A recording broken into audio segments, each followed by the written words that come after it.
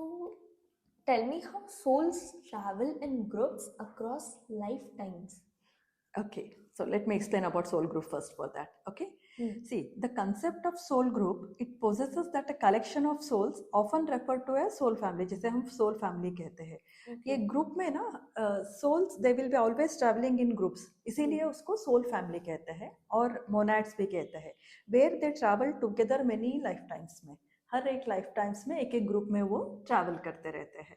And उसके लिए the souls have a shared origin, उनका एक ओरिजिन कॉमन ओरिजिन होता है और उनका पर्पस भी कॉमन ही होता है, एक ही होता है मुद्दा.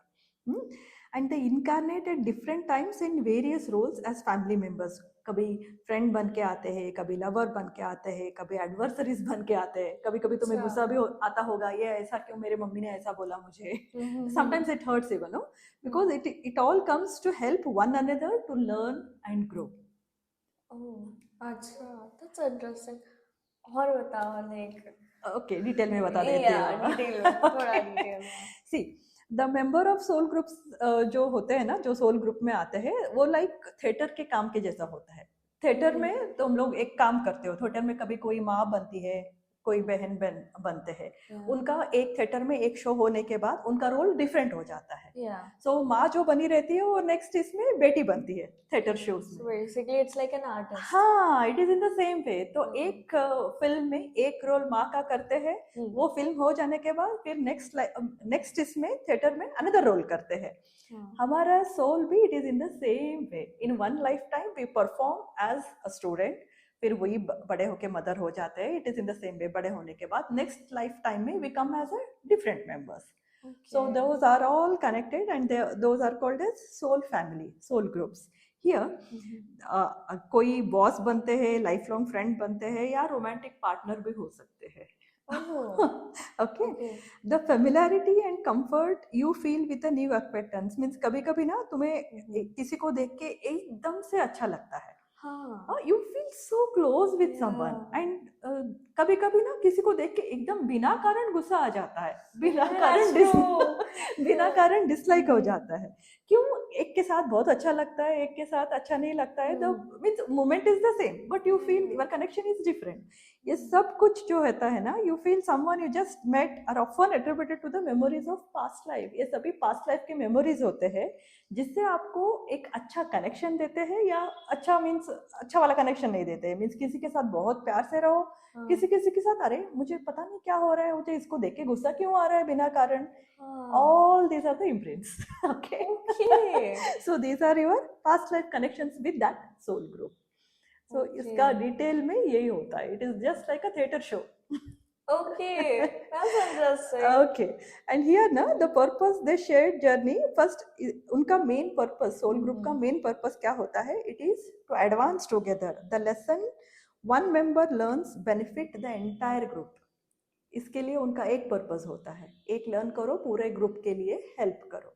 That is one purpose. And second one is to fulfill karmic obligation. That is relationship are often a playground for working out long standing karmic debt. कभी कभी karmic debt बहुत strong हो जाता है ना, तब तुम रिलेशन तुम्हारा या किसी के साथ भी थोड़ा क्लियर नहीं रहेगा. Like these days जो situationships हो रहे हैं लोगों की, that is due to the karmic debt in relationships. Yes, that is the karmic debt which you people have carried. I mean, तुम्हारा किसी और के साथ हो रहा है या किसी के साथ हो रहा है, वो सब अपने अपने karmic debts है जो ये प्लेग्राउंड के ऊपर वो काम कर रहे हैं. कोई बैटिंग करता है, कोई बॉलिंग करता है ना, वो ये सब कुछ it is concern with the relationship. Means batting bowling ये मैंने एग्जांपल दिया है. मीन्स वन कोई आगे से थू यहाँ पे कुछ अलग बोलता है, दूसरा वाला उसका रेस्पॉन्स लेके और एग्रेसिव होके बोलता है. It is in the same way. So those are the karmic debts. And the third one, it is concerned with the support growth. The member of your soul groups are your greatest teachers. Okay, वो एक teacher बन के आते हैं. तुम्हें पता नहीं रहता है, तुम्हें ऐसा लगता रहता है ये मेरे साथ ऐसा क्यों व्यवहार कर रहा है, इतना एंग्री होके बात करने की जरूरत क्या थी, है ना. तो वो सब कार्मिक डेप्थ्स रहते हैं जो क्लियर हो रहे हैं अभी. एंड उसमें some things act like a catalyst. तो तुम दोनों बात करते रहते हो और कोई आके बीच में तुम्हारा काम बिगड़ जाता है. होता है ना, दो लोगों के बीच में और एक कोई आता है. So those हाँ. people they act as a catalyst. एकदम क्या बोलते हैं, एक रिएक्शन को बहुत स्ट्रॉन्ग कर देते हैं. हाँ. कैटलिस्ट का मतलब क्या होता है? It fastens the reaction. Yeah. दो लोग झगड़ रहे हो और कोई आके और झगड़ा शुरू कर देता है, जैसे हाँ. जलते हुए आग में कोई तेल देता है. Yeah. It is in the same way. That's true. So those all three people will be having the karmic debt to each other. Okay. So that is the thing which is known as the karmic debt between three people. Okay. Oh. So that is उसी को love and challenges के रूप में accept करना चाहिए, because Okay. everyone has different roles to do. So Yeah. that is all happening on this playground. This playground is concerned with the earth. Oh God, I'm getting goosebumps. Yeah, this is Hmm. yeah, this is how it works.